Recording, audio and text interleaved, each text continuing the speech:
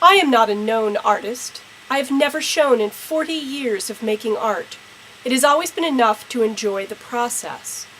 However, I have made this art because I am struck by what I see.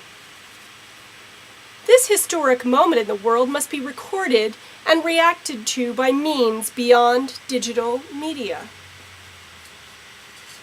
There are not enough artists and musicians and poets and sculptors actively working in preserving and interpreting historical realism today. We can never touch video or own a tactile record of these realities. The medium of legend has incorporated video, but to the exclusion of the studio arts? So in desperation and conviction, I employ this technology as a venue for a rallying cry. A cry to everyone, no matter who they are or where they are, to make art about what upsets you, make art about what is happening, make art to pass on the stories of today. This triptych exists because the momentous juxtapositioning of these four people is an historic moment. I made this with mixed media on plywood, upholstered in coarse burlap.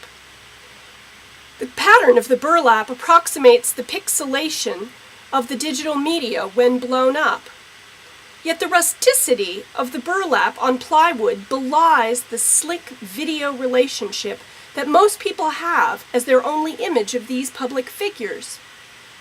I believe that limiting ourselves to one media is limiting our ability to consider the extraordinary moment.